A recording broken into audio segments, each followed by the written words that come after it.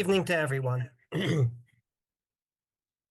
The shir tonight is going to be part of a series that we're going to start here at the shul called Israel, Politics, and Halacha.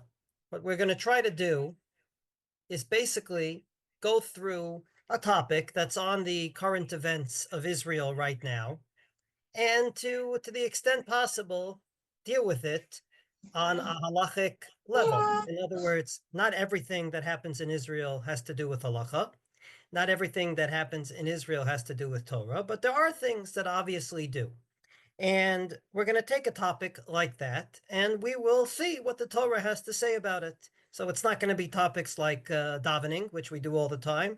It's going to be topics that are basically on the news this evening. So in place of hearing the news at 8 o'clock, you can make it up later. We'll deal with one of the topics on the news. And one of the topics that have been dominating the news lately, ever since, I would say, the midst of this terrible war, is the draft controversy. I'd like to dedicate the shir tonight to the memory of my wife Tali's grandmother, whose yortzeit was last week when we were supposed to have the shir, but unfortunately I was sick. So le'ilui nishmat machla yochevet bat Shlomo v'Solika Shotlan zichrona levracha, a lady who Baruch Hashem was zochet to arichus yamim here in Israel after being born in Germany, getting out before the Holocaust, eventually making a life in America and leaving it for the land of Israel, which I think is a beautiful segue into this topic. And without further ado, let's go right into the topic. I don't think anyone needs any introduction into the fact that there is a good segment of the population, a very large segment, if I may add, that is not going into the army even during war, and they wear kippahs on their heads. And the question is that legitimate? So this, of course, has many aspects to it, 4 in number, 3 of which I won't deal with tonight, but the 4th I'd like to deal with. Aspect number 1 is the ethical one. How can you sit back, go to bar mitzvahs and weddings and eat your chulent and your kugel, while your brothers and sisters are fighting a war on your behalf? They're fighting a war next door, and you're not helping them. That's an ethical question of ha'achechem yava'u lamilchama va'atem tishvu po. I have no answer I can give. You'll have to ask one of your so-called Haredi relatives as to how they answer that question. The second issue is a political one, which again, I'm not a political analyst and I don't know how to solve it. And it's a very simple one. If tomorrow morning Israel says that every eligible 18-year-old has to go into the army, no ifs, ands, and buts, this government falls because this government has a majority. Part of that majority is, of course, the Haredi parties, and they won't stand for it. So that's a political issue. I have nothing to add other than some political miracle that I don't know of, and obviously it's not my level of expertise. But beyond the ethical issue and beyond the political issue, there is a third issue, which I would validate as a very valid concern, and that is that Haredim are saying that if we go into the army Haredi, we are coming out Chiloni.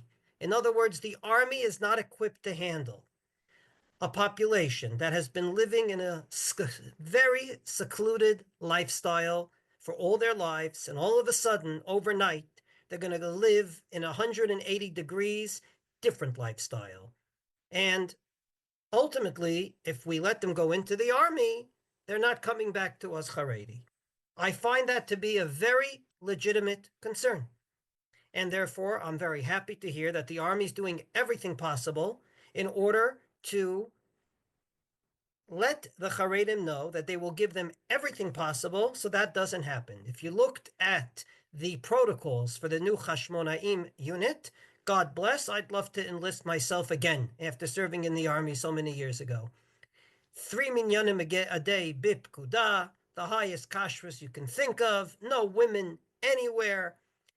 That's a very legitimate concern, and I'm happy that the army is not belittling it, but quite the contrary, is doing everything possible to say, we need soldiers, we need 10,000 to 15,000 more combat soldiers, and we will do everything in our power to get to that goal without compromising your religious tenacity.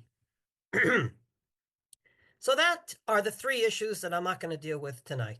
The ethical one, the political one, and of course, the religious one.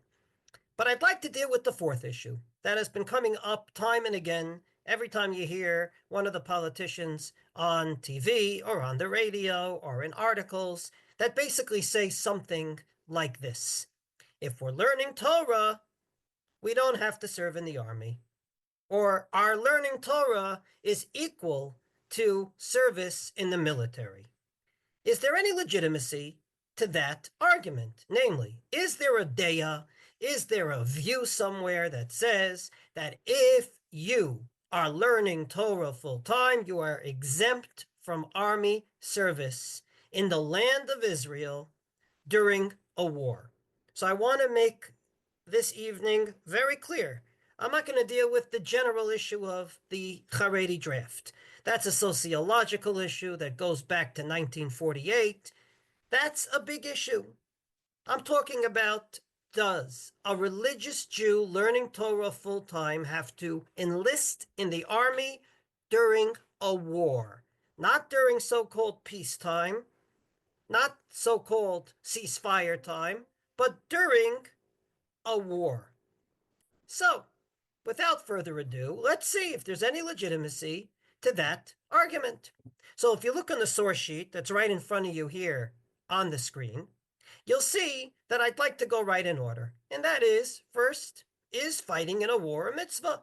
Maybe it's a nice thing to do, the right thing to go out of your way to put your life on the line for a fellow Jew, but a mitzvah it is not. And the answer is everybody agrees it's a mitzvah.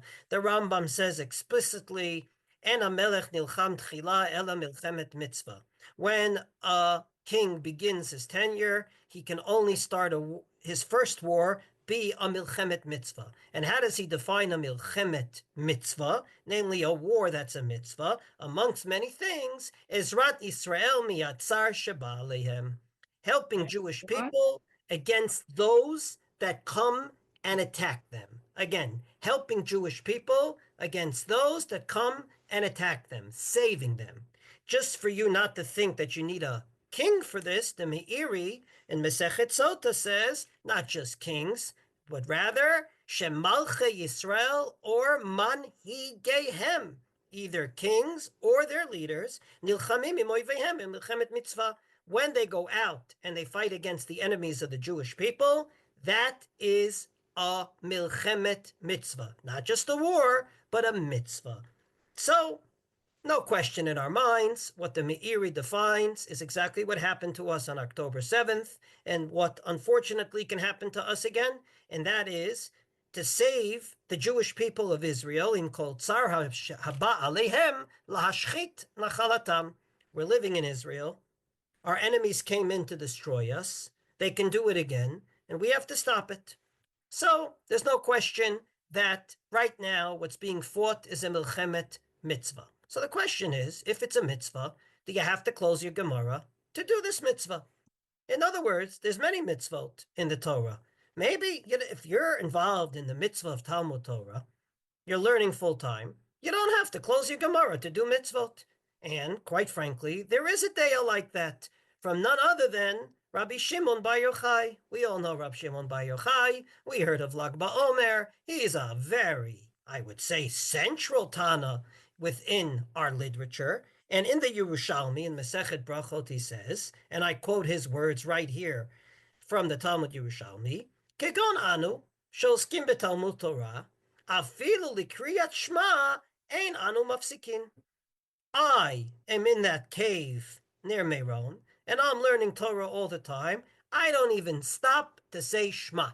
How long does it take to say Shema? 2 minutes, 3 minutes? I'm exempt from doing mitzvot because I'm learning Torah. Now, even though Rabbi Shimon Bar Yochai is a very important Tana, they attack him without, as we say, salt. Beli melach. Velo modeh Rashbi. Shemafsikin la'asot sukkah ve'la'asot lulav. The Gemara says what? He doesn't think that after Yom Kippur you have to leave the Beis Medrash, not to sit in the sukkah and shake a lulav, but to create a sukkah and to make a lulav ready. Namely, these are not the mitzvot. This is what we call the hechshere mitzvot. He doesn't agree with that. Vedlekle Rashbi, and Rashbi doesn't agree. Shahalameid shalola asot noach lo shalo nivra.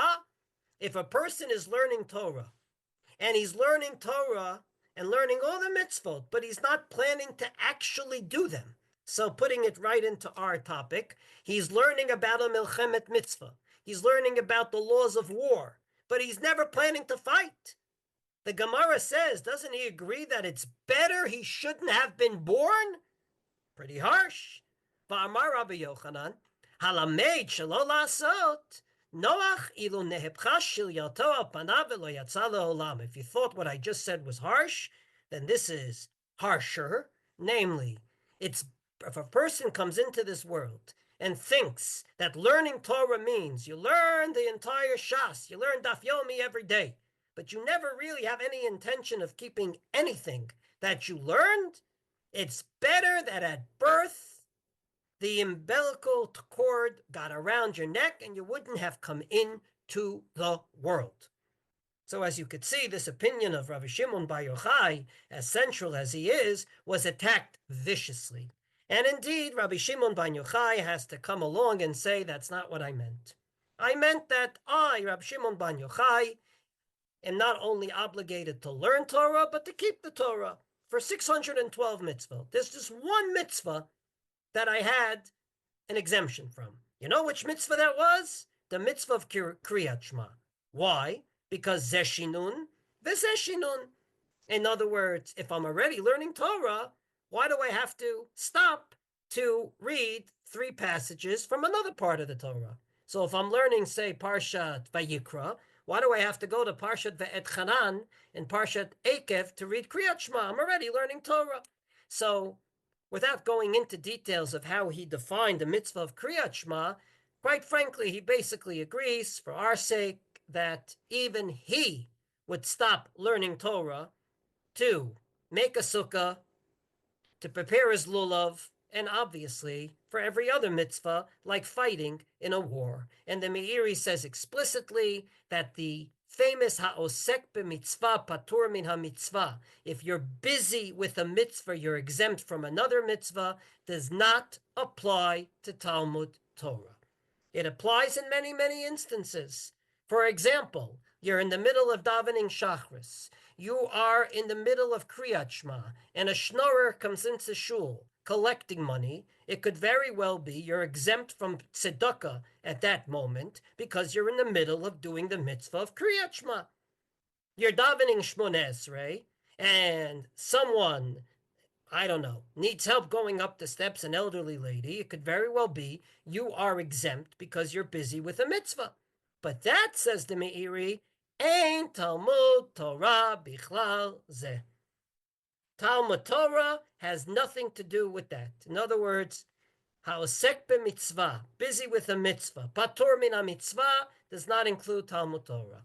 From this perspective, we can all understand the famous Gemara in Megillah that, I don't know why, but the Charedim have quoted as a sort of proof that they don't have to go into the army. But it seems to me that the Gemara says exactly the opposite.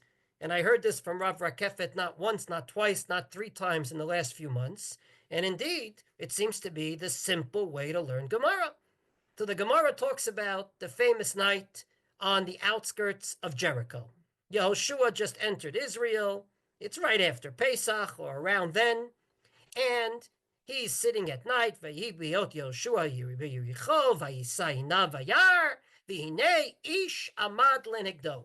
So Yehoshua is sitting there in Yericho, and he looks out, and he sees this man. And we all know it was an angel that came from God. We know the end of the story.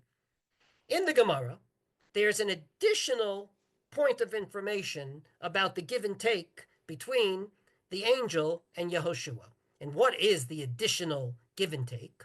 Says the Gemara, Amarlo, he said to him, Emesh bitaltem talmid shel ben ha'arbaim, v'achshav bitaltem Talmud Torah.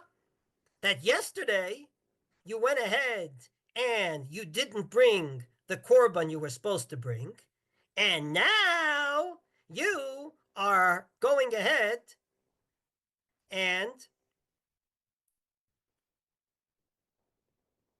mevatel Torah.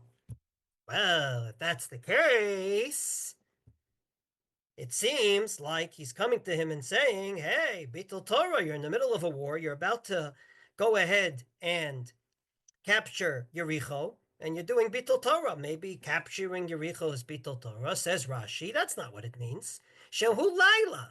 Vayalachem lasok b'Torah, sharei inchem nilchamim balayla. Why did the Malach come to Yeshua and say, hey, Bitul Torah? Because it's night. They didn't have night vision back then. So at night, when you're not fighting, you should be learning. Which means that during the day, when you could be fighting, you're exempt from learning. No one would come and say in the middle of the war, hey, why aren't you learning Meseches Makot? After all, it's more important than fighting a war. But at night, or a ceasefire, when you're not fighting, then you should be learning Torah. And just you think that this is a Rashi on Masechet Megillah and not a consistent view of Rashi, he repeats it later on.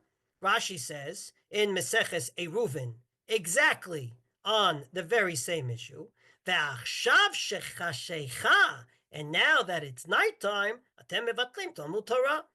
Lefi shayu asukim b'milchama bayom, lo haya lahen eit la'asok b'Torah, ela balayla. So what does Rashi say in a very nice way? First of all, Talmud Torah does not exempt you from war.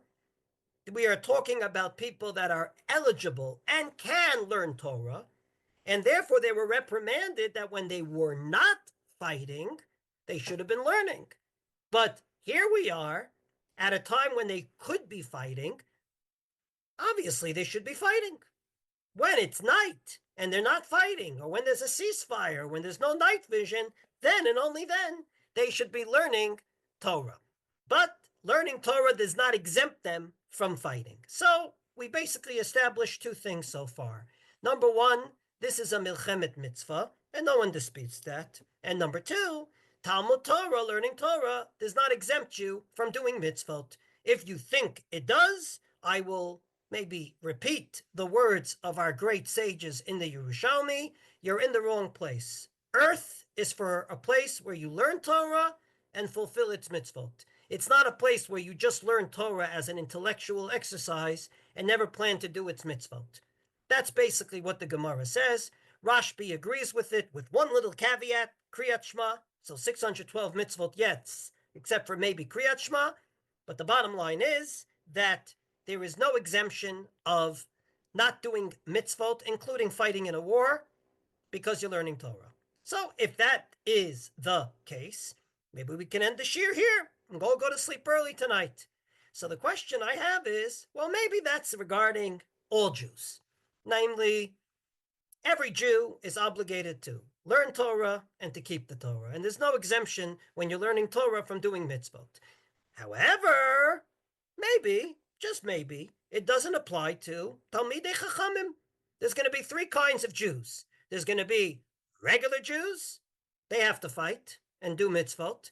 There's going to be Jews that can learn Torah. They have to fight and do mitzvot, like we just established. But maybe there's a third category, and the third category is called Talmidei Chachamim. And in this category, these people don't have to fight wars. They don't have to go out to war. The one that said this in a very terrible way was one of our politicians. You could see on the left side of the page, Mi shelo gadal al erech haTorah, whoever wasn't brought up on the great value of the Torah, lo yavin le'olam, will never understand, lama i'efshar gam lilmod, v'gam lihilachem. So one of our politicians from the Shas party said that whoever wasn't brought up on the great, amazing experience of learning Torah will never understand that you can't fight and learn. No such thing. Okay, no such thing. We just saw that Rashi seemed to think there is such a thing. We just saw it explicitly, but he said there's no such thing. So let's see if there's any validity to what he says. Is a Talmid Chacham obligated to fight a war? The biggest Talmid Chacham, whatever you define as a Talmid Chacham, boy or girl, I don't really care for this particular shir. Are they obligated to fight a war? It seems explicit, and everyone quotes it. It's a Mishnah in Sota that in a Mלחמת mitzvah, afilu chatan michadro vekala michupata. Namely, everybody goes to war. Chatan michadro vekala michupata. I'll just take a little break and say here that whoever does not want to follow along with the screen sharing is welcome to go into the chat. All the sources are in there, and I also send it on the shul's WhatsApp lists, and you can, of course, print it and follow along there. But if you'd like to follow along on the screen, we're going here in order. So the Mishnah in Sota says that even a bride and a groom, right out of chuppah, have to go to war. The Gilyon, Hashas, in the name of the Aruch, says right away that Kol Shekain Talmidei Chachamim. And of course, Talmidei Chachamim. Why did he say Kol Shekain Talmidei Chachamim? Because in any issue of Pikuach Nefesh, we have this ironclad Mesorah. And that is, the one that should do it first is the biggest Talmid Chacham in the room. If I can paraphrase it, if God forbid someone on Shabbos has a heart attack, if you have the time, we should do a bechina in shul. Who is the biggest Talmid Chacham? And whoever it is, he should make the phone call, or she should make the phone call. Why? Because it will make clear to everyone that Pikuach Nefesh is dochet kol haTorah kula. If you ask a kid to do it, a non-Jew, people would say maybe Pikuach Nefesh is not that important. But a big Talmid Chacham does it, then obviously it makes it clear that Pikuach Nefesh doche et kol haTorah kula. So the Gilyon says right there in the name of the Aruch, one of the Rishonim, Kol Shekain Talmidei Chachamim. The Keren Ora says exactly the same thing. Now, the Keren Ora was a very, very important posek, someone from Karlin. His name was Rabbi Yitzchak Menekovsky. His year is 1788 to 1851. Everyone learns Shas with the Keren Ora. The Keren Ora says, the b'milchemet mitzvah kol yotzin, ve'afilu talmidei chachamim tzrichim lehibatel milimudan. So from this perspective, you can understand the Yerushalmi in Masechet Sota on the right side of the sheet, that says a milchemet chova, which is what we call a milchemet mitzvah, kegon de atyan inun aleinen, if they attacked us, ktiv, in Sefer Malachim, v'hamelech asa ishmiya et kol Yehuda ein naki. He mobilized all the eligible soldiers in Judea of that time. Ein naki. No one was clean. There was no one left not to mobilize. Rabbi Simon v'Rabbanin. Rabbi Simon Amar, ein naki lebeito sha'a achat. You just got married, you don't even have time to go home. You have to go to war. V'Rabbanan Amri, but the majority opinion said, what's ein naki? Nobody gets out of this. Late Revi Berebi. Not even a scholar, a son of a scholar. So if your father was a rabbi and you were a rabbi, or your father was a Talmid Chacham and you were a Talmid Chacham, even you're obligated in going to this war. That's the Yerushalmi. But there's a Bavli. And in the Bavli, also Masechet Sota, it talks about a totally different picture. Darash Rava, mipena ne'nash Asa. Asa wasn't such a good king, but why did he get punished? Mipnei she'asa anigaria betalmidei chachamim. Because he made Torah scholars perform forced labor. In our context, he made them go to war. And it quotes the same pasuk we just quoted. So it seems like the Bavli at least said he shouldn't have mobilized the Talmidei Chachamim. However, doesn't the Bavli also believe in the issue of afilu chatan michadro vekala michupata? Question. We have the same thing regarding a beautiful passage in Masechet Nedarim. If you look on the left side of the page, it says, Mipnei ma ne'enash Avraham, Avraham Avinu, our great father Avraham, v'nishta'abu banav le'mitzrayim 210 shanim, and we were all in the middle of these parshas. We're in Parshat Va'era this week. We were in Egypt in terrible forced labor. in servitude for 210 years. Once again, says the Ran, you all remember Avraham Avinu's nephew Lot was taken captive. And he took everyone and he went to war against the four kings, and he was victorious. But it seems like the Gemara is coming and reprimanding him. So maybe we shouldn't mobilize the Talmidei Chachamim. The only problem is, and this is where I get to the distortions part of the shir, is that you cannot quote a Gemara with a point of view and not quote on that very same page other points of view. So earlier we quoted Rashbi, but we also quoted the attack against Rashbi. So on this same page of the Gemara, there is other points of view of why Avraham Avinu was punished and his children were in servitude for 210 years. And it has nothing to do with that war that he fought for Lot.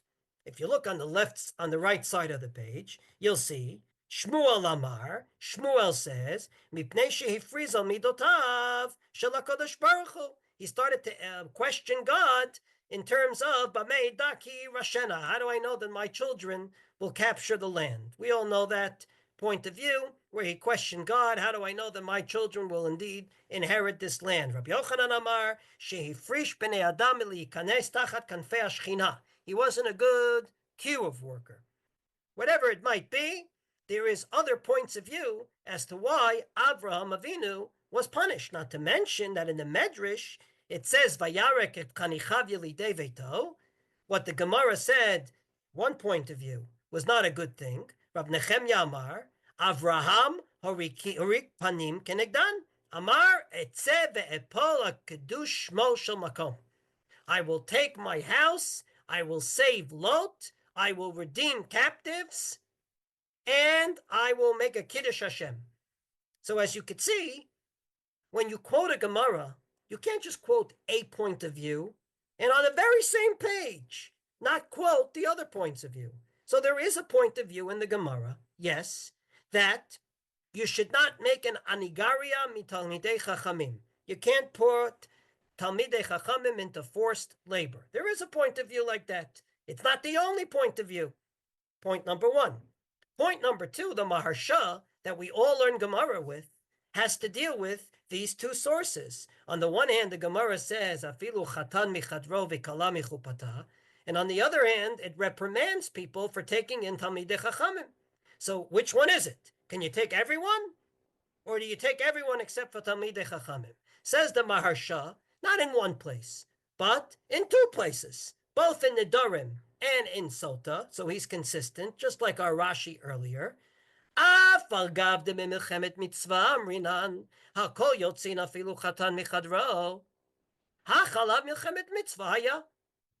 When Asa and when Avraham Avinu fought their wars, they were not a milchemet mitzvah, and therefore they shouldn't have taken Talmidei Chachamim.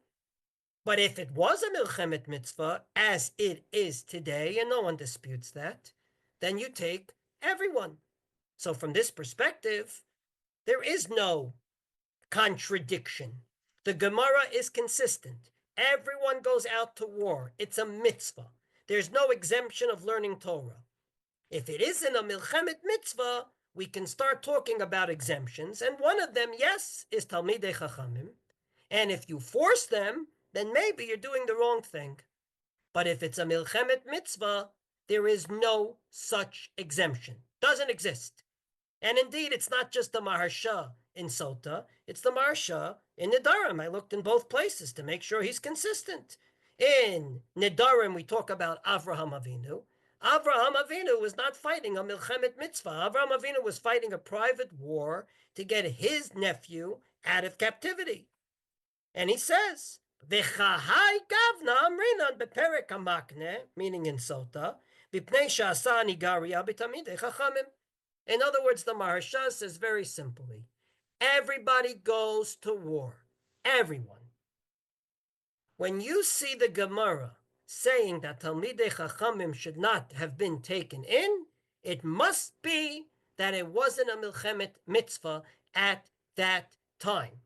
And indeed, if you think about it, there are many examples, such as this Gemara in Sanhedrin on the bottom of the page, in which it wasn't a Milchemet mitzvah. For example, when the mered of Avshalom was over, the son of David, and David came back into power, and there was a guy named Sheva ben Bichri that still didn't accept his power as a king. So, indeed, it talks about the fact that Amasa mored b'malchut hava, because Vayomer HaMelech la'Amasa hazek li ishu da shloshet yamim. The king told Amasa, get me everyone from Yehuda in 3 days. And what did Amasa do? Amasa achin verakin darash ashkichu depatach dehu b'mesechta. Amasa went ahead and indeed did not mobilize everyone. He exempted people that were learning Torah, namely depatach dehu b'mesechta, that started a new Masechet. And the Gemara doesn't go ahead and reprimand him because that was a personal issue for David HaMelech, that there's someone in his kingdom named Sheva ben Bichri that's giving him problems. But it's not a Milchemet mitzvah against the Jewish people. It's not the Hamas coming into Israel to rape and to kill and to destroy Jewish people. In that situation, we can talk about exemptions. But in a Milchemet mitzvah, there is no such thing. So to sum up what we said until now, number one, we came into this world to do mitzvot. Number two, there's a mitzvah called the Milchemet mitzvah, and we're in the middle of it still. Number three, there's no exemption of learning Torah to exempt you from doing mitzvot. And number four, all the examples in which the Gemara is sort of reprimanding people from taking in Talmidei Chachamim to the army are all not in a Milchemet mitzvah. They are all examples of non-Milchemet mitzvahs. So, based on this, what do we have left? And what we have left is a famous phrase that you can all quote, even if you never heard of it before. You're welcome to quote it. It's called the Shevet Levi clause. What's the Shevet Levi clause? The Shevet Levi clause we're about to see is what almost every Haredi Chaver Knesset has ever quoted. Unfortunately, a former chief rabbi of Israel quoted it, and I'll explain why it's unfortunate in a minute. So let's turn the page to page 2 and see what this Shevet Levi thing is all about. Without further ado, what is it all about? So the Rambam talks about Shevet Levi and explains why Shevet Levi didn't get an inheritance in the land of Israel. And he explains, Mipnei shehuvda la'avod et Hashem l'sharto u'lahorot rachav hayesharim.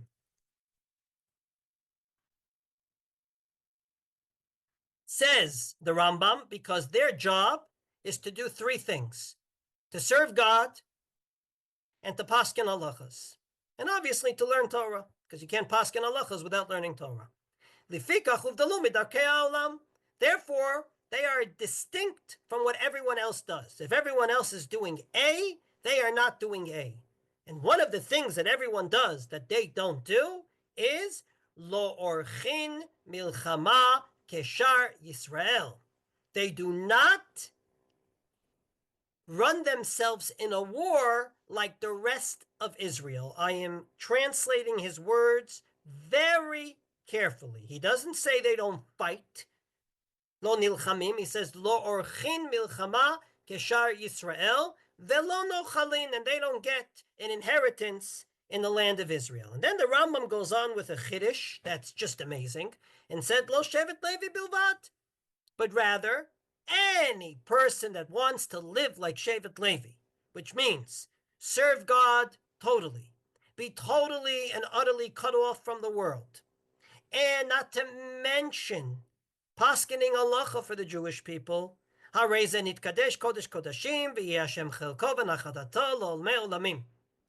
says the Rambam Chiddush, that's not so clear where he got it from, that it's not just your tribe, but rather anyone that would like to live this way can live this way. they can ultimately not be in a war like the rest of Israel. So, according to this Rambam, we seem to have a category called people that want to be like Shevet Levi, that ultimately lo archin milchama kishai Israel. They don't fight wars like the rest of Israel. From our perspective, let's just say they don't get mobilized into the army. There's a distinct part of the population that have to match this very high standard of la'avod et Hashem l'sharto l'holot darchava yesharim. Parak mi'al tzavaro ol cheshbonot haramim. In other words, they don't work for a living. They only learn Torah. They only paskin halachas. They only serve God. That's all they do all day, all night. So these are not people that in Ben Azmanim go on vacation. And these are not people that just because they learn most of the time, other part of the time they work. No. These are people that are totally cut off from the world. They don't work for a living. They are totally dedicated to God, like Shevet Levi was way back when. So it's not just anyone saying it. It's the Rambam. Rambam's a pretty important codifier of Jewish law.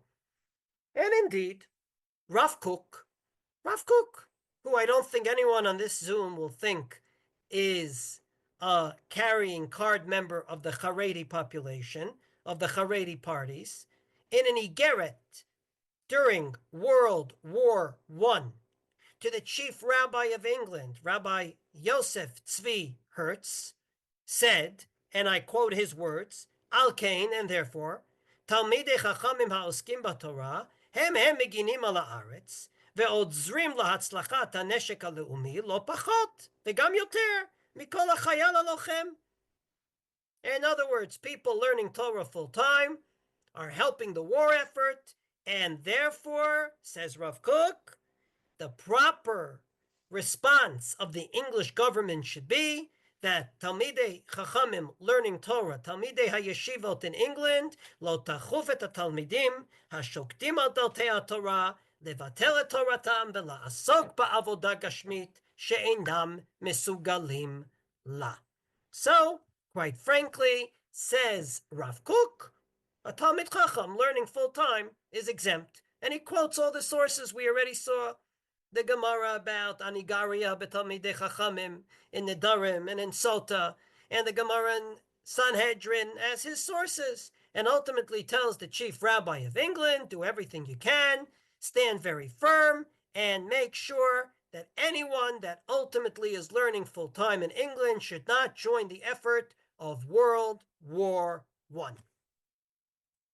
Recently, to my surprise, there was one of the Rosh Yeshiva of YU in the Grus Kollel of Yerushalayim who gave a shir in Beit Shemesh, and he basically quoted this Rambam, and he quoted Rav Kook as the sources for the Rambam, and basically said that anyone learning full-time in Israel, whether he's a Haredi or a Kippah Sruga, he didn't make that distinction, should not be taken into the army, even during war. With the Rambam saying it and Rav Kook endorsing it, how can you get better than that? And anyone that's working and not learning full-time, be it a Kippah Sruga, a Kippah Shchora, a Haredi, a non-Haredi, a non-religious, should be taken into the army. So I was very happy to hear that the Haredim don't have their own Torah. We're all part of the same Torah. But I was very surprised, and I'll tell you why. For two reasons. Number one, how can you quote one Rambam and not the contradicting Rambam? The Rambam's a big book. You see, it's 14 volumes. If the Rambam said something and he never said anything about it again, then that's the opinion of the Rambam. But see, the Rambam does talk about war in other places, not just in Hilchot Shemitah v'Yovel about the Shevet Levi. So how can you give a shir and not quote the entire picture? And number two, you quote Rav Kook, but you don't quote the context of Rav Kook, not to mention other times that Rav Kook spoke about it. So I was very surprised for two reasons. Number one, I felt it was intellectually dishonest. You can't quote a Rambam without other Rambams that talk about it. Just like earlier, you can't quote a Gemara with one point of view when there's other points of view in the Gemara. That's intellectually dishonest. That's just not giving a full picture. And number two, the context was also missing. So both in the Rambam and Rav Kook, he didn't quote everything, and he didn't quote the context. So let's go in order. Does the Rambam talk about Talmidei Chachamim and Yeshiva Bachers and war again? And the answer is yes. He talks about Shevet Levi. And let's see what he says. So there's a beautiful Sifri, which is the Midrash Halacha on Sefer Bamidbar. When we go against Midyan for that war at the end of Sefer Bamidbar, and it says, L'chol matot Yisrael tishlechu latzava, the Sifri says, Lahavi et shifto shel Levi, including the Shevet Levi. So therefore, the Rambam, not surprisingly, says in Hilchot Malachim, by the way, it's not called Hilchot Malachim. Does anyone know what it's really called? The last chapter of the 14 books of the Code of the Rambam is not called Hilchot Malachim. We call it that. But I think that's because we were in Golus for many years. Does anyone know what its real name is? No. Hilchot Melachim u'Milchamotehen. The laws of kings and their wars. No more, no less. What would be a more appropriate place to look to see what the Rambam has to say about people going into war? So the Rambam brings the following example, and I point. Hamachzir et grushato, ve'ame'ares isha ha'asura alav. If a person gets married to someone that he's not allowed to get married to, and we're talking here about a Mlchemet Reshut, where there are exemptions. One of them is a person that's scared to go to war because he did terrible averas, like he spoke between Tfilin Shel Yad and Tfilin Shel Rosh. He spoke between Yishtabach and Baruch Hu, or Baruch Hu and Yotzer. Well, within those averas, if someone got married to a woman that he's not allowed to get married to, Kegon, listen to the example, Almana lekohen gadol. A Kohen gadol is not allowed to marry a widow. Grusha v'chalutza lekohen idiot. A divorced woman, or a woman that went through chalitza to a regular Kohen, these Kohanim, eino choser, their averas are not so amazing that they get an exemption from a Milchemet Reshut. Now let me ask you a question. If the Rambam's opinion is that everyone from Shevet Levi is exempt from every war, then how come he has to explain that these people are not? They shouldn't even have been on the list.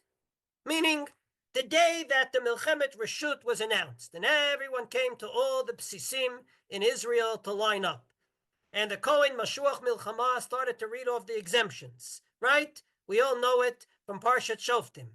Iras isha velo lekacha. He started his vineyard, but he didn't reap the grapes yet. And then he gets to the Yarev Eracha Levav. Why would the Kohen be on the list at all? If he's Shevet Levi, and Shevet Levi is exempt from war, then due respect, why would he be there in the first place? He shouldn't have been on the list. And the Rambam not only leaves him on the list, but says, not only is he there, and it's okay, but he doesn't go home. His Avera doesn't exempt him. More than that, the Rambam in this same chapter, Hilchot Shmita v'Yovel, that he talked about this Shevet Levi, Lo Orchin Milchama Keshar Yisrael, says, Shevet Levi Muzarin Shelo Yinchalu Be'eretz Canaan. They don't get an inheritance in the land of Israel. They just get Arei HaLeviim. V'chenim Muzarin Shelo Yitlu Chelek Babiza B'sha'a Shekovshin Et Teharim. They do not take the booty of war when they capture the cities. Again, if Shevet Levi doesn't fight, then why would there even be a question about the booty? He's saying they're fighting, but because they're Shevet Levi, they don't get from the booty of the war. All the rest of the Jewish people do, they don't. I read his words again. B'sha'a shekovshin et ha'arim. And then he goes on of Ashar Kol Haratzot outside of Israel, Harei Kohanim ve'Aleviyim bo tamaratzot ubebizatan kechol Yisrael. But if they fight wars outside of Eretz Canaan, outside the biblical borders, say, of the land of Israel, then the Kohanim and the Leviim, our Shevet Levi, are like the rest of Israel. So what do we call this? What do we call this when the Rambam talks out of two sides of his mouth? On the one hand, Lo Orchin Milchama Kesha Yisrael on the right side of the page. But on the left side of the page, they're not exempt from a Mlchemet Reshut, even though they did Averas that have to do with their kahuna. And they do capture lands. It's called a stira in the Rambam. I know many people that make a living on a stira in a Rambam. Have you heard of Reb Chaim Brisker? Have you heard of the Or Sameach? Have you heard of endless bookshelves of people and of amazing poskim that have throughout the generations went out of their way in order for them to explain stiras in the Rambam? It's not something that's unique to our situation. The Rambam seems to say in one place, Lo orchin milchama kesha Yisrael, they do not fight a war like the rest of the Jewish people. But there's two other sources that say explicitly they do. Now we're going to add a third source that they say they do, and this one you can't refute. Again, Milchot Melachim. When do people get exemptions from war? In a optional war. You know, the king one day gets up and says, I want to make Israel bigger. Let's go to war against, I don't know, Saudi. אבל במלחמת מצווה הכל יוצאים ואפילו חתן מחדרו וכלה מחופתה. In other words, the Rambam says everyone goes in a Mlchemet Mitzvah, and he doesn't say, Chutz Mishevet Levi, like I wrote over there. So this is a contradiction in the Rambam. So first of all, when you quote the Shevet Levi thing in the Rambam, you have to be intellectually honest and say, well, that's one Rambam, but there's three Rambams in which he says the opposite. Two of them, one of them is for sure not even implied. So therefore, it's not surprising that Rav Shar Yeshuva Kohen, who was the chief rabbi of Haifa, Zichrona Livracha, you should know his daughter, I believe, still lives in Efrat. Rav Shar Yeshuva Kohen was taken into captivity from the old city in 1948. He was fighting. And before he went to war, obviously he asked his Rosh Yeshiva, Rav Tzvi Yehuda Kook, should he go in and mobilize? This is before Israel was founded, so there was no obligatory draft into the army. And of course, he knew this Igeret of Rav Kook from World War I. And Rav Tzvi Yehuda Kook went ballistic because all around Yerushalayim, they put up an Israeli invention. It's called Pal-Shavikim. Do you know what Pal-Shavikim is? Am I pronouncing it right? Well, someone wants to correct me. You know, you go to Meir Sharim and you have those big white and black signs that say, don't walk here. Pashkavilim. Pashkavilim, thank you. Pashkavilim. There was big Pashkavilim in 1948, quoting the letter of Rav Kook, saying that yeshiva bachers are exempt from going into the army. So Rav Shar Yeshuva Kohen goes to Rav Tzvi Yehuda Kook, son of Rav Kook, shows him these Pashkavilim. And what do you think happened? Rav Tzvi Yehuda Kook blew a gasket and said, Ziyuf. Lachar shenir gaktzat, his beer. He explained that you're not quoting the context. Hamichtav hametzutat ityaches hanose shel giyus talmidei yeshivot shebao leBritania kiplitim mipolin velita bizman melchemet haolam harishona uvehekser legiyusam letzava abriti.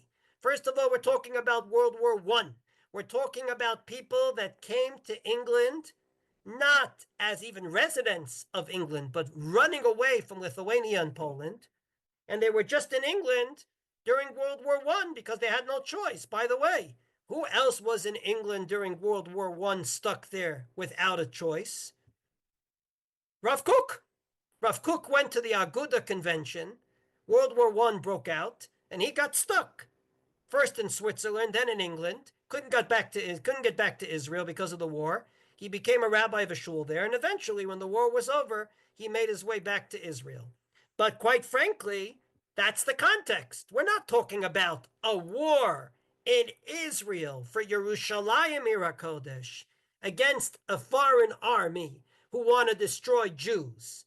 We're talking about a war of, I don't know, it was Germany against England and some other countries in Europe that were fighting a world war. It had nothing to do, per se, with saving Jewish people. It had to do with those countries. So says Rav Kook, you can't quote that letter of my father. It has nothing to do with 1948 Israel. 1948 Israel is a Mלחמת Mitzvah. They're coming to destroy Jewish people, and we're going to save Jewish people. So, summing up this Shevet Levi thing, number one, it's not just one Rambam. There's 3 Rambams against that one Rambam, all implying that every single person, including Shevet Levi, go into the army during war. One of them even during a Mלחמת Reshut. And number 2, you can't just quote Rav Kook from the Igeret. You have to quote the context. But let's not keep it with the context. That's just Rav Tzvi Yehuda explanation as to what his father meant. Let's see Rav Kook himself. As I said earlier, you cannot quote Rav Kook from one Igeret and not quote him from a different source. Did Rav Kook ever talk about the Shevet Levi thing? The answer is, if we turn the page, he indeed did. So not only did Rav Tzvi Yehuda come out with this whole proclamation, I have it here on the source sheet, that what my father said has nothing to do with Israel, it had to do with England, 1917. Rav Kook, look at the middle here of this page, in Shabbat Haaretz, a book about Shemitah, explains, how come the Rambam in one place says everyone goes into war, and in the other place he talks about this Shevet Levi thing? And he explains, She'ein Shevet Levi orchil milchama, היינו לעשות מלחמה פרטית.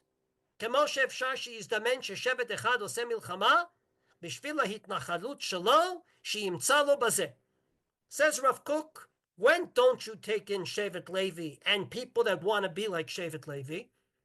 Let's say any yeshiva bacher learning full-time, kippah sruga, kippah shchora. When someone wants to do a private war, in Sefer Shoftim, there were many private wars. You know, enemies came against one Shevet, and they had to take care of their localized problem. In that war, you do not take in Shevet Levi. Aval shekol Yisrael yotzim lemilchama, when all of Israel go out to war, namely when the Hamas came in October 7th, it wasn't a localized problem for Gaza. It was a problem for all of us. If they would have continued on, they would have gotten to Lachish, and from Lachish onwards, north, all the way to Yerushalayim, and onwards. And that was their plan. And their plan was that the Hezbollah would have done the same thing from the north, and we would have been cut off. Shekol Yisrael yotzin lemilchama, mechuyavim gam hem latzeit. Then even Shevet Levi goes out to war.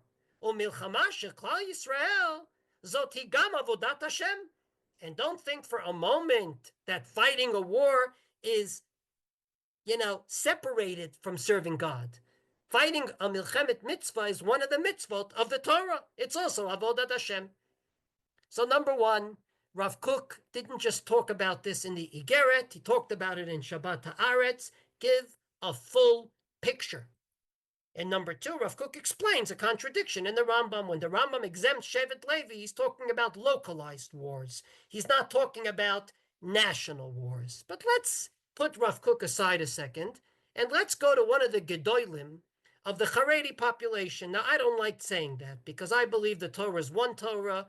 Their Gdolim are my Gdolim should be their Gdolim. Whether it's right, whether it's wrong, whether it happens, at the end of the day, I feel as much as home with the Griz Soloveitchik, the Brisker Rav, and the Chazon Ish, and the Chasam Sofer, as I should with Rav Kook, and with all the greats of the religious Zionist world. So from my perspective, it's all one Torah. Rav Yisraeli and Rav Kook is the same Torah as the Gris Soloveitchik and the Chazon Ish. But let's, for the sake of this lecture, say that the Gris Soloveitchik, the Brisker Rav, the one that refused to meet with Ben Gurion because he doesn't recognize something called the State of Israel. He even said the Chazon Ish is a wishy-washy because, he actually met with Ben Gurion, but I don't even do that. So, what does the Gris Soloveitchik say about the Rambam? He didn't say like this Rosh Yeshiva of YU, that, the Rambam says that Shevet Levi doesn't go to war. He said it's a stira in the Rambam.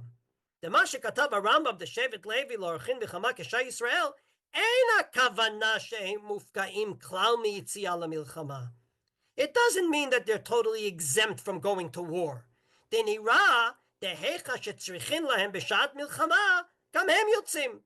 Because when you need them during war, they also go. V'cholikar kavanata Rambam hu, and the only thing the Rambam meant was she'ein motzi'in otan lechatchila liikanes lemilchama kesha kol Yisrael. You don't call them up first. Abal bevadai im yiyu tzrichim lakohanim ba'arichat hamilchama gam hem yotzim. But says the Gris Soloveitchik, if you need the Kohanim and the Leviim and everyone that wants to be like them to do the war, then you call them too. Now, what happened in this war? The war broke out. The people that were mobilized were obviously people that were trained, not the full-time yeshiva bachers that never wore a uniform.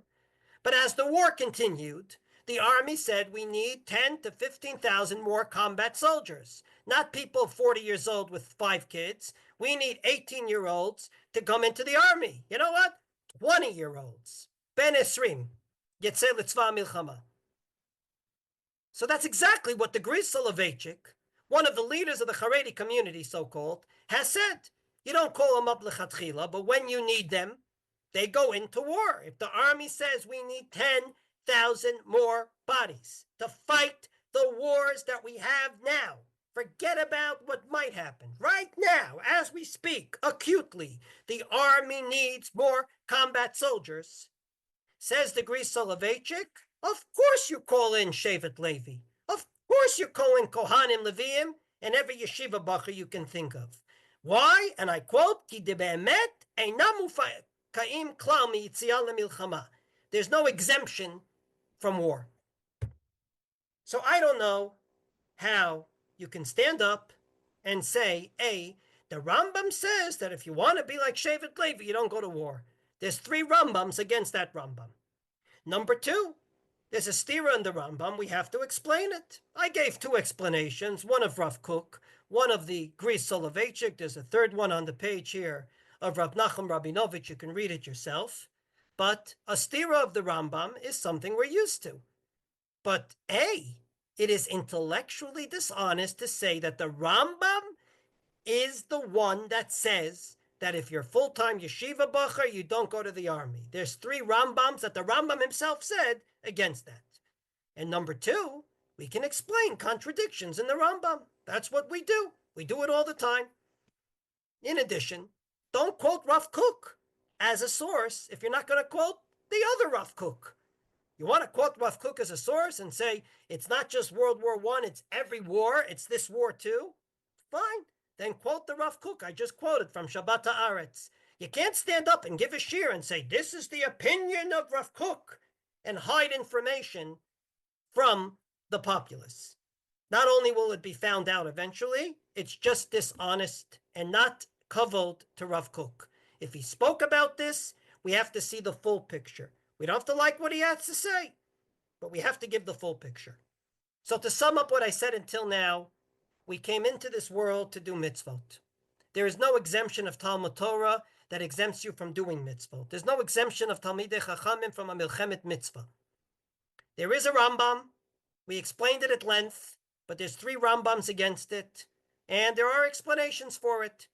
There is a Igeret of Rav Kook, but there's also a Perush of Rav Kook.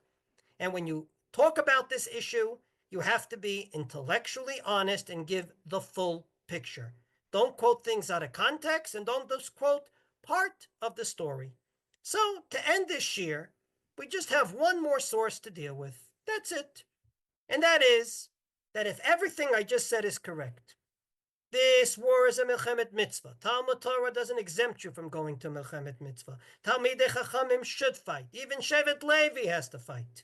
But there's one little Gemara, the Gemara in Baba Basra, that says, Rabbanan lo tzriche niturta. Rabbis do not need any guards to guard them.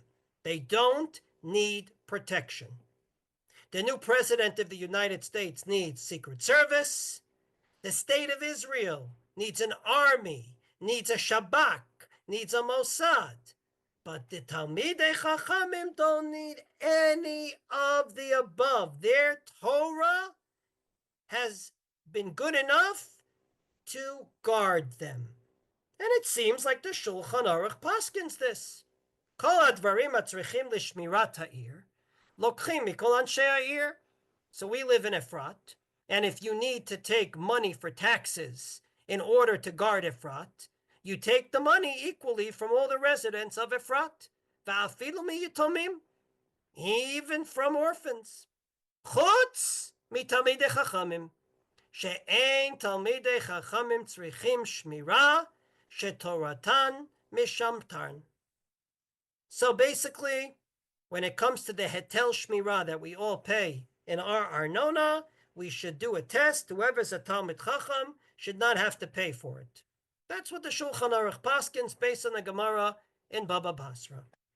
As usual, when you quote a Gemara and you quote it like this, then you obviously right away feel something's missing over here.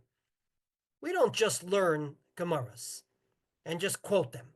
We obviously learn them and we try to say, where does this apply and where doesn't this apply? And one of the people that did that was the Chassam Sofer, again, a not card-carrying member of the Zionist movement. Far from it. I think everyone here on this Zoom knows that his famous slogan was, Chadash Asur Min HaTorah. Anything new is no good. He fought tooth and nail against Reform Judaism of his time. And he looked at this Gemara with that point of view, that conservative with a small c outlook on life, and said, the ad kan lo kepatru rabbanan ela mimas v'choma. The only exemption talked about in Baba Basra, Paskin, and Choshen Mishpat is about taxes in general. Alval shmira kederech shemalchut nishmarim mimelchuyot acherot. But guard duty, or paying for guard duty, in which a country defends itself from other countries. Can anyone tell me how we would say that in our English today? Here, let me say it in my English. The IDF, Gam Talmid Chacham Chayav. Black and white. We weren't talking here, says the Chassam Sofer, about enemies from the outside coming in and attacking us. We're talking about people that ultimately take taxes. So you don't take taxes from my Talmidei Chachamim. We should be so lucky. But when we're talking about guarding yourself physically from other countries, from enemies from outside, of course Talmidei Chachamim are obligated in paying for that. The Chashukei Chemed, who wrote a lot of the Torah of the Achronim of our generation, including Rav Elyashiv, again, not a card-carrying member of the Zionist, religious Zionist party. Yes, he worked in the Batei Din for many years, but left when Rav Goren became the chief rabbi, or a little before, and totally associated himself with the Haredi community. Rav Elyashiv says, the Chomesh HaTalmidei Chachamim Pturim, Hainu Keshadayin Lobam Makat HaGnevot, She'az Toratan Tagen Shelo Yipagu. The Gemara, first of all, is only talking about robbers. They're not talking about enemies that are coming to destroy you. But even with robbers, we're talking about before the robbery started. Aval Shamakai Chela, once the robberies started, Va'aganavim ishtaltu ala makom, umikirim kol mavaotav, and the ganavim already are in, and they know all the little pathways, and they know exactly how to get in. Ein somchim ananes v'chayavim li'ishtatef. You don't rely on miracles, and you have to be part of it, even if you're a Talmid Chacham. Tell me, what happened in Otef Aza, in the Gaza envelope? These are people that came into Israel to work. They knew all the nooks and crannies of that area, and that's exactly where they attacked. And not only did the Makkah Chela, the Makkah happened. Says Rav Elyashiv, of course you don't somech al hanes, and you mobilize. For a moment, do you think that in that situation, when, say, in Sderot, on October 7th, they came in the way they came in, a Talmid Chacham says, I don't need anything. He'll take out his Gemara, he'll sit there in front of the terrorist, and he'll learn. Rav Elyashiv would say, are you out of your mind? You're somech al hanes? The Gemara was talking about peacetime. It wasn't talking about wartime. And even within peacetime, it wasn't talking about when the Ganavim are already there. It's talking about when the Ganavim didn't come in yet. So therefore, to make it very clear, even this lovely Gemara, that Talmidei Chachamim don't need guards to guard them, has no application to our situation today in Israel. So to sum up, there is absolutely no validity in a Mלחמת mitzvah for any exemption from war, even for someone that's learning full-time, just as long as the army needs them. Again, I'm going with the Gris Soloveitchik, that if the army didn't need them, maybe we shouldn't call them up. But if the army needs them, and they do, and they keep on saying so, and the whole Chok HaGiyus issue is that we need more soldiers, and every time they come up with a number, it's not enough, then ultimately there is no exemption if you're learning Torah full-time. It's a Mלחמת mitzvah, you close your Gemara, and you go into war. If it wasn't a Mלחמת mitzvah, we should be zocheh to a much better situation than what we're in today, because don't let anyone go to sleep tonight and elude themselves. A ceasefire is not a victory. Then we'll deal with it on a different level. We'll have a totally different shir. But during war, there is no exemption from a Mלחמת mitzvah. There is one Rambam about Shevet Levi. That Rambam did not say that they don't fight, but rather they don't fight like the rest of Israel. And there's 3 Rambams against it. And therefore, I really don't understand how time and again we hear this and people fall for it. Literally, we hear it and people fall for it. That yes, there's an exemption for people learning full time, and maybe we shouldn't take the real learners, only the people that don't learn. There is no exemption. There is no exemption. And even the Rambam they quote doesn't say it black and white. He says, Lo orchin milchama k'shar Yisrael. But there's 3 Rambams against it, as I said many times. So I just want to end with the words of the Chazon Ish. Again, not a card-carrying member of the religious Zionist parties. The Chazon Ish says the following. Nira dahad etnan de b'milchemet mitzvah afilu chatan michadro, that in Mלחמת mitzvah even a groom right out of his chuppah goes to war, lo ayri bizman shetzrichin le'ezratan l'nitzachon ha'milchama. This is not talking about if they need him, namely they need 10,000 more combat soldiers. The pshita, that's clear. De b'shvil pikuach nefesh v'atzlachat ha'am kulam chayavim. Because when it comes to pikuach nefesh, everyone's obligated to help. On Shabbos, what are you going to say? Someone gets a heart attack in shul. Okay, Talmidei Chachamim, continue davening. Shevet Levi, continue davening. No, everyone that needs the help will help. Ela afilu bizman she'ein sorech ela lemispar mesuyam. Even at a time when the army says, we don't need 10,000 more soldiers. We only need 2,000 more soldiers. Whatever it might be. Haya reshut likach chatan michadro. You had the right to mobilize even a fresh, new groom. She'ein lahachuzrim shum zchut b'milchemet mitzvah. There is no exemptions. There is no zchuyot yeter. There is no extra rights to Talmidei Chachamim during a Mלחמת mitzvah. And then he adds a chiddush, afilu b'milchemet reshut inan niftarim. But we're not going to deal with the Mלחמת Reshut because we're not in one. We're in a Mלחמת Mitzvah.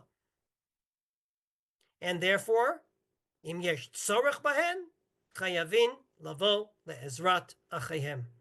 If there is a need for them, they must come to help their brethren. And I can't think of a better way to end this shir than those beautiful words of the Chazon Ish. Namely, we are in a Mלחמת Mitzvah. We don't want to be in one, but we are. In a Mלחמת Mitzvah, there is absolutely no exemption for anyone not to be part of it. We found sources, we explained them, and at the end of the day, I think the words of the Chazon Ish should be the ones that should lead the way. Im yesh tzorech bahen, chayavin lavo le'ezrat achihem. If you need them, they must come to help their brethren. It is absolutely the situation today where forget about people doing 200 days of Miluim and others not doing even one. Forget about that unethical question. Forget about the political question. The army says we need more bodies. The army is simply saying we cannot fight without more able bodies. The Chazon Ish says, do it. And if you do it, you'll have the bracha of the Chazon Ish. So we called this shir the draft controversy, convolutions, and we saw a whole bunch of them, distortions, and we saw them, and concerns. And I end again with the concerns. The army is and should continue to do everything. That a Haredi soldier should go in Haredi and come out Haredi. And the army service in a Mלחמת Mitzvah should not have any other agenda but to fight the enemy and come out victorious. And if that's the case, I think we can have a beautiful Kiddush Hashem. And allow me to end with the following beautiful story. So we all know that the war broke out on Simchas Torah. A few months into the war, there was indeed a beautiful Achnasat Sefer Torah in one of the bases. And all the soldiers, religious, non-religious, were dancing with the Torah, and it was a beautiful event. And then the organizer of the event asked one of the soldiers to get up and speak. And because it was an Achnasat Sefer Torah, they do what they usually do. They ask a religious soldier to speak. And the religious soldier got up, and he said, for me, this is a sof-sof hashlamat ma'agal. This is for me finally closing the circle. I was taken out of my shul before I danced Simchas Torah. And I never danced the kafos on that Simchas Torah of 2023. And finally, now, 8 months, 9 months into the war, I can finally complete that circle and dance. One of his fellow non-religious soldiers said, with due respect, and I think everyone on this Zoom knows that when you say with all due respect, what's coming next? With due respect, you don't know what you're talking about. You're wrong. On Simchas Torah of 2023, you were about to dance with the Torah. I never even heard of it. I don't know what akafos were. I didn't know what you guys do in shul. But now, 8 months into this war, after we fought shoulder to shoulder in Gaza, after we destroyed enemies and did so many other things, we're not dancing in that circle. We're dancing in a new circle.